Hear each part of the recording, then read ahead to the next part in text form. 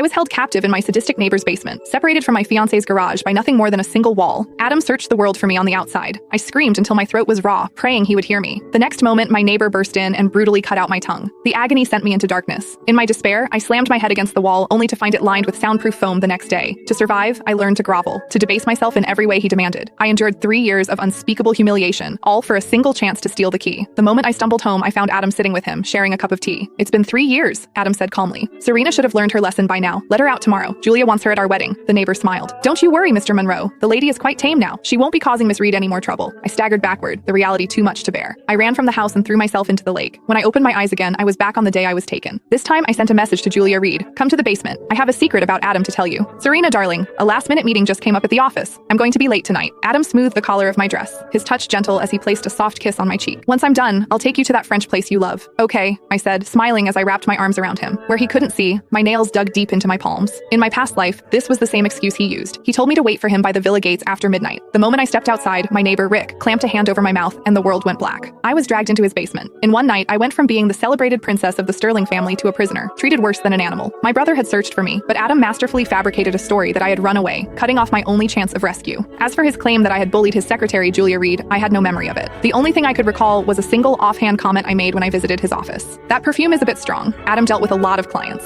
An overly sweet, cloying scent was unprofessional and didn't suit his image. I never imagined that simple sentence would be twisted into a malicious attack. Fine, if that's what she considered an attack, then this time, I'd give her a real one. Adam ducked into his car, waving goodbye. I returned his smile. The moment his car was out of sight, I pulled a phone from my pocket. I had lifted it from his jacket during our hug. I unlocked the screen and opened his chat with Julia. "Serena's out for the evening," I typed. "Come to my villa later. We'll have some fun." The reply was almost instant, her tone cloyingly sweet. "Adam, honey, how did you know I bought a new slip dress? It's lace. I'll wear it for you tonight." "No," I typed back, glancing down at the white dress I was wearing. Adam had specifically asked the maid to lay this out for me for our dinner. From what I understood, Rick had just moved in and didn't know me by sight. This dress was the signal. Coincidentally, Julia owned a similar one, a performance bonus from Adam last month. When I told her to wear that specific dress, she replied with a cute nodding emoji. Once she took the bait, I messaged the head butler, telling him to give all the staff the evening off. I needed the villa empty. No witnesses. As dusk settled, I went upstairs with a pair of binoculars. At 11 o'clock sharp, Julia arrived at the gates. Using Adam's phone, I sent one last message. "Wait for me at the gate, just grabbing something." She glanced at her phone, a blush creeping up her cheeks, and waited obediently. A second later, a large figure emerged from the shadows behind her, clamping a hand over her mouth. She struggled, her muffled screams useless against his strength. I watched as Julia was dragged away, then lowered the binoculars and dialed my brother's number. "Hey, you know that vacation you said you wanted to take me on? How about right now?" My brother met me in the airport lounge, dressed in casual clothes. The moment he saw me, he playfully poked my forehead. Well, if it isn't Mrs. Monroe to be," he said, his voice dripping with sarcasm, though his eyes shone with delight. He was holding a cup of my favorite coffee. "What's this? Finally have time for your big brother? Done playing house with that bastard Adam?" My nose stung, and tears welled in my eyes. My parents